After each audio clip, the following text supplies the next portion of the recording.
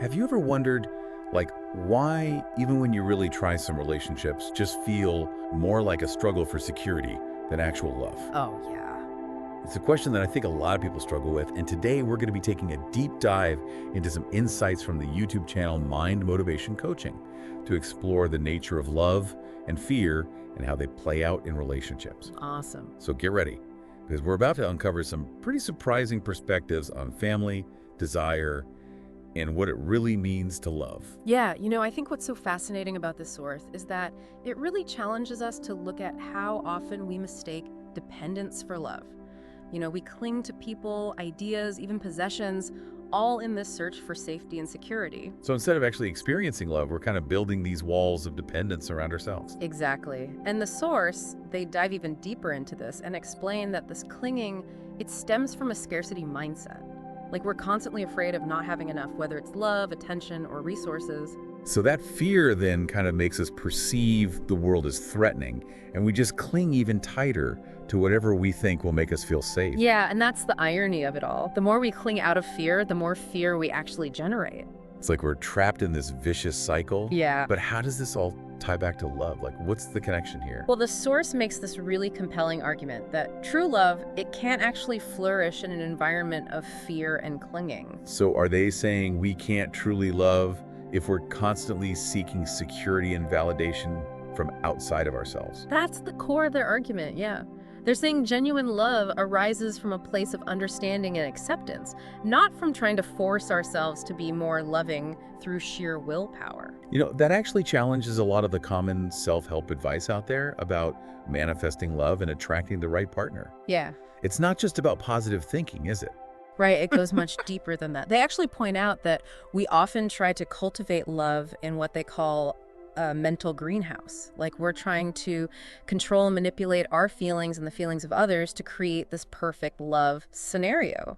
This idea of control is something they keep coming back to. Yeah. It seems like they're saying we have this illusion that we can manufacture love, but it's just not how it works. Exactly. And they argue that this kind of forced love, it's simply a product of thought, not true feeling. And that difference is crucial. Huge. Yeah, because when you try to force something, it creates tension and resistance, which is the opposite of what love should feel like. Right.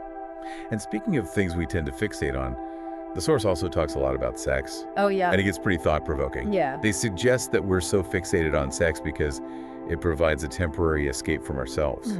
It's like a brief moment where we can kind of forget about our anxieties and burdens. Like almost like a drug. We get this hit of relief and then we're just constantly chasing that feeling. That's a good analogy.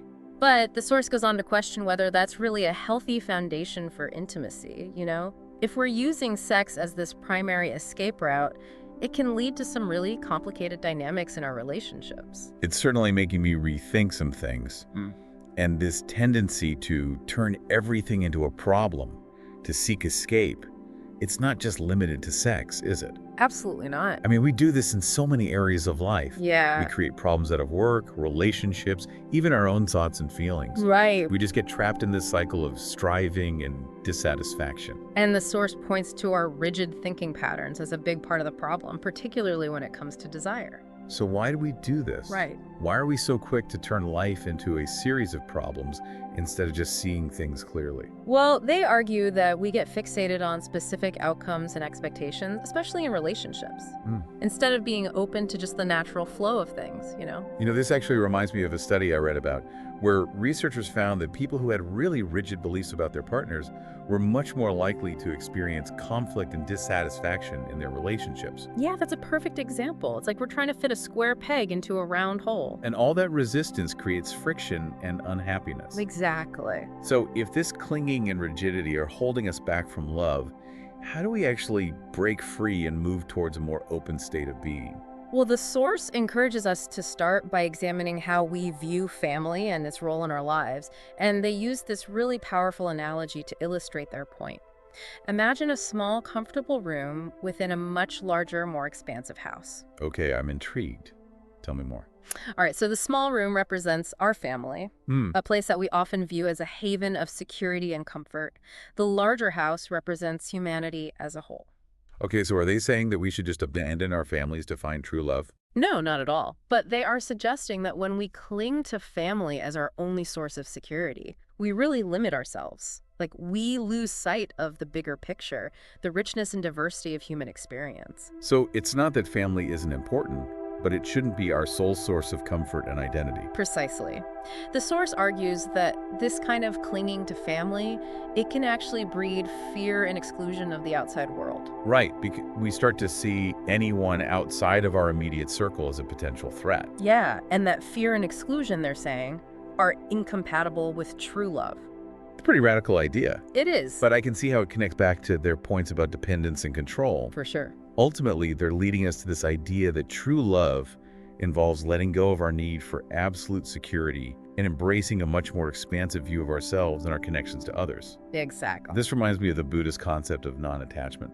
Yeah. It's not about ignoring your feelings or pushing people away, but rather recognizing that clinging to things as permanent sources of happiness will inevitably lead to suffering. That's a great connection. Because you know those things, those people that we cling to, they always change. And when we're so attached to things staying the same, well, we're just setting ourselves up for disappointment and heartbreak. So how do we actually put this idea of expansive love into practice in our relationships, especially when we're so conditioned to seek security and avoid discomfort? It's a journey, it's not a destination. And the first step, according to the source, is just awareness. Noticing when we're clinging to things, whether it's people, ideas, or even our own rigid beliefs about how things should be. So instead of trying to manufacture love or force it into existence, we need to become more aware of the ways we're clinging and holding ourselves back from truly connecting with others. Exactly. And that awareness is what creates the space for change, for genuine love to emerge. You know, the source, they actually use a really powerful image to kind of drive this point home. Okay, I'm listening. They talk about using people as shields, you know? Like, we're literally using other people to protect ourselves from our own fears and cravings. Wow, that's a striking image. It is, right. And when you really think about it, it's kind of like, oh, wow, how often are we using relationships in this way, you know, as a way to avoid facing our own inner stuff? So we're not truly connecting, we're just hiding. Exactly. And that avoidance, that need for constant shielding, they're saying that's the opposite of true love. Yeah, totally. So if that's the case, what does true love actually look like, according to the source? Yeah. Well, they describe it as this like wide open state, you know, where there's no room for hostility or hate. It's about this radical acceptance of ourselves and others. That sounds beautiful, but also incredibly difficult. Yeah. I mean, how do we cultivate that kind of openness when we're so conditioned to fear vulnerability and uncertainty? Like, those things just feel like part of the human experience. That's the real challenge, right? The source suggests that true freedom in relationships comes when we stop searching for absolute emotional safety. It almost seems paradoxical. Yeah. We think that clinging to things will make us feel secure, Right. but it actually just creates more anxiety. Yeah, it's like we're trying to build this fortress of security around ourselves, but those walls end up trapping us. And they argue that when we let go of our need for absolute certainty, that's when we can actually experience a much deeper kind of peace. That really resonates with the idea of just embracing the present moment, you know? Yeah, Instead of constantly worrying about the future or dwelling on the past. totally. When we're truly present and open, that's when love has this space to really flourish. But it feels like they're talking about something bigger than just romantic love here, you know? Yeah. It's almost like a more expansive kind of love that encompasses all of humanity. You're picking up on something really important. They specifically talk about the importance of family, but not in that traditional sense of like a closed-off unit. Right. Like they use that analogy of the small room within the larger house. Exactly. They're saying family is important, but it shouldn't be our only focus. Like, we need to remember that we're all part of something much bigger. It's like that saying, we are all drops in the same ocean. Precisely. And when we lose sight of that interconnectedness, that's when fear and divisions start to take root.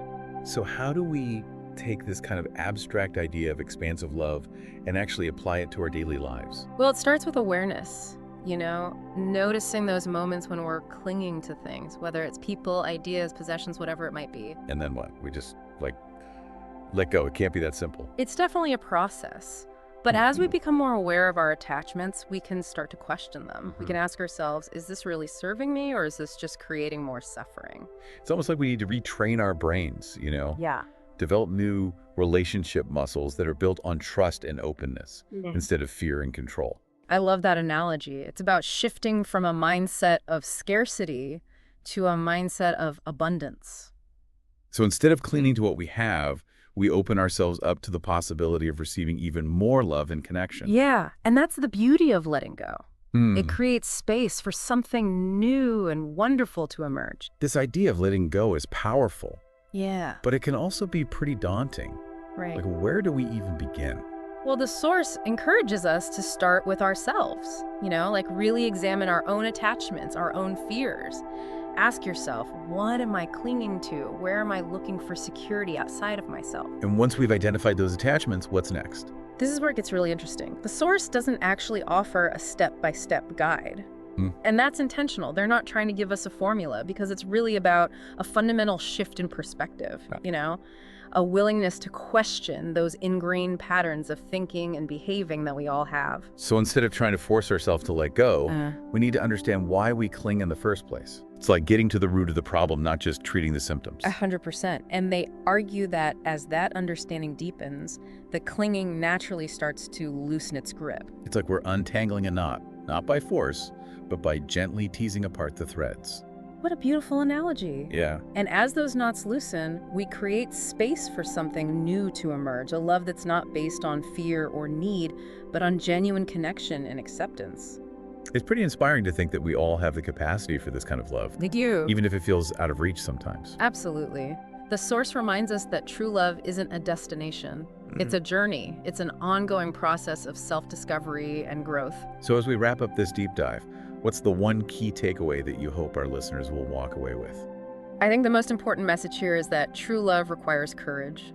The courage to face ourselves honestly, to let go of that need for absolute security, and to embrace the uncertainty of genuine connection. It's a challenging message, but ultimately a really hopeful one. Because it suggests that we have the power to create more loving and fulfilling relationships, both with ourselves and with others. So as always, we'd love to hear your thoughts on this episode. What resonated most with you?